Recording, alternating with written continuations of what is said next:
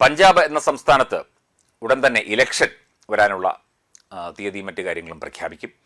അപ്പം അവിടെ ഈ സ്ഥാനാർത്ഥി പട്ടികയൊക്കെ ആയിട്ടുണ്ട്. വിവിധ പാർട്ടികൾ സ്ഥാനാർത്ഥി പട്ടികയുമായി ബന്ധപ്പെട്ടൊക്കെ തന്നെ ഇപ്പോൾ ചർച്ചകളും നടക്കുന്നുണ്ട് പാർട്ടികളിലൊക്കെ തന്നെ, ആം ആദ്മി പാർട്ടിയിലും BJPയിലും കോൺഗ്രസിലും ഒക്കെ തന്നെ. ഇപ്പോൾ ഇന്ദിരാഗാന്ധിയുടെ ഘാതകന്റെ മകൻ, മുൻ പ്രധാനമന്ത്രി കൂടിയായ ഇന്ദിരാ പ്രിയദർശിനിയുടെ ഘാതകന്റെ മകൻ ഇപ്പോൾ അവിടെ ഒരു സ്ഥാനാർത്ഥിയായി മത്സരിക്കുന്നു എന്നുള്ള ഒരു റിപ്പോർട്ടാണ് ദേശീയ മാധ്യമങ്ങളിൽ നിന്ന് പുറത്തു വരുന്നത്. അപ്പം കോൺഗ്രസ് ഇതിനോട് ഇതുവരെ പ്രതികരിച്ചിട്ടില്ല.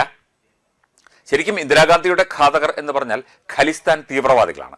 ഖലിസ്ഥാൻ, പഞ്ചാബിനെ വിഭജിച്ച് ഖലിസ്ഥാൻ എന്ന ഒരു പുതിയ സ്വതന്ത്ര രാജ്യമുണ്ടാക്കണം എന്ന് വാദിച്ചുകൊണ്ട് വലിയ കലാപങ്ങളും വലിയ തോതിലുള്ള അക്രമ പരമ്പരകളും നടത്തിയതും ഭിന്ദ്രൻവാല, അതുപോലെ കോൺഗ്രസിൻ്റെ 84-ലെ ഈ സുവർണ ക്ഷേത്രത്തിൽ കയറി ഭിന്ദ്രൻവാലയെ തട്ടിയതും കൊന്നതും അതിനുശേഷം ഇന്ദിരാഗാന്ധിയോട് പക തീർക്കാനായിട്ട് ഖലിസ്ഥാൻ തീവ്രവാദികൾ പ്രത്യേകമായി സിഖ് തീവ്രവാദികൾക്ക് നിർദ്ദേശം നൽകിയതുമൊക്കെ തന്നെ ചരിത്രമാണ്. നമ്മളതൊക്കെ തന്നെ പഠിക്കുന്നതും വായിക്കുന്നതും ഒക്കെ തന്നെയാണ്.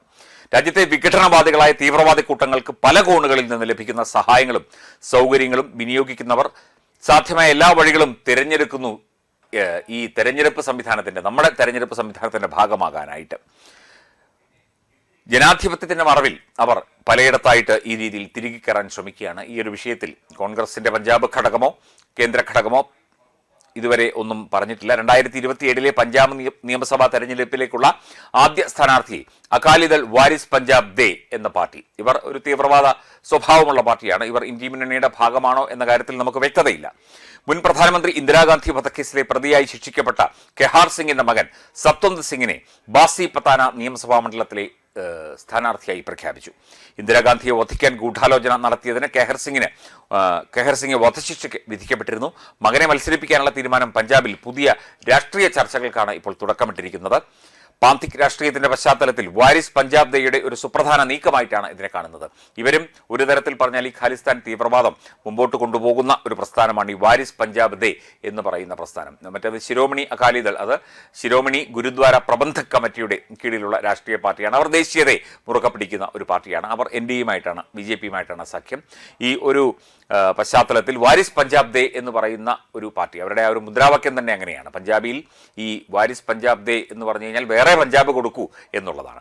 അതായത് അവർക്ക് അവരുടെ സ്വയംഭരണാവകാശം. ഖലിസ്ഥാൻ തീവ്രവാദത്തിൻ്റെ മറ്റൊരു മുഖമാണ് ഈ വാരിസ് പഞ്ചാബ് ദേ എന്നുള്ള ഈ ഒരു പ്രസ്ഥാനം മുന്നോട്ട് വയ്ക്കുന്നത് എന്നാണ് രാഷ്ട്രീയ നിരീക്ഷകർ പറയുന്നത്. ഇപ്പോൾ കേന്ദ്ര സർക്കാർ ഈ ഒരു വിഷയത്തിൽ ഇടപെട്ടാൽ കൂടി ഒരു രാഷ്ട്രീയ പാർട്ടി രൂപീകരിച്ച ശേഷം ഇപ്പം ഇവിടെ SDP മത്സരിക്കുന്നുണ്ട്. Social democratic party of India എന്നാണ് അതിൻ്റെ പൂർണ്ണ രൂപം. ശരിക്കും പോപ്പുലർ ഫ്രണ്ട് ഓഫ് ഇന്ത്യ എന്ന നിരോധിക്കപ്പെട്ട തീവ്രവാദ സംഘടനയുടെ രാഷ്ട്രീയ പ്രസ്ഥാനമാണ് SDPI. എല്ലാവർക്കും അറിയാം, അവർക്കും അറിയാം, നമുക്കും അറിയാം, കേന്ദ്ര സർക്കാരിനും അറിയാം. പക്ഷേ നിരോധിക്കുന്നതിലുള്ള നമ്മുടെ നിയമപരമായ ചില പോരായ്മകൾ പോലെയാണ് ഈ വാരിസ് പഞ്ചാബ് ദേ, ശിരോമണിയല്ല, അകാലി വാരിസ് പഞ്ചാബ് ദേ എന്ന പാർട്ടി ഈ ഇന്ദിരാഗാന്ധിയുടെ ഘാതകനെ ഇത്തരത്തിൽ ഒരു ഇലക്ഷന് മത്സരിപ്പിച്ച് അവിടെ പതുക്കെ പിടിമുറുക്കാനായിട്ട്. കാനഡയിലൊക്കെ അങ്ങനെയാണ്. അവിടെ ഈ ഖലിസ്ഥാൻ തീവ്രവാദികൾ അവിടുത്തെ സർക്കാരിൻ്റെ ഭാഗമാണ്. അപ്പോൾ അവിടുത്തെ കാര്യങ്ങളൊക്കെ തന്നെ ഏകോപിപ്പിക്കുന്നത് ഈ ഖലിസ്ഥാൻ തീവ്രവാദികളാണ്. അവിടുത്തെ കാര്യങ്ങളൊക്കെ തന്നെ ആൻറ്റി ഇന്ത്യ മൂവ്മെൻറ്റുകളിലൂടെ അല്ലെങ്കിൽ ആൻറ്റി പഞ്ചാബ് മൂവ്മെൻറ്റിലൂടെ ഏകോപിപ്പിക്കുന്നത്. അതിന് സമാനമായൊരു സ്ഥിതി പഞ്ചാബിൽ വരാനുള്ള സാധ്യത ഈ ഒരു കാര്യങ്ങളൊക്കെ കേൾക്കുമ്പോൾ തള്ളിക്കളയാനാവില്ല. കോൺഗ്രസും രാഹുൽ ഗാന്ധിക്ക് ഈ ഒരു ചരിത്ര പശ്ചാത്തലത്തിലുള്ള കാര്യങ്ങൾ അറിയാമോ എന്നറിയില്ല. എന്നാൽ പോലും ഈ ഒരു വിഷയത്തിൽ കൂടുതൽ പഠിച്ച ശേഷം രാഹുൽ ഗാന്ധി ഒന്ന് പ്രതികരിക്കും എന്ന് തോന്നുന്നു.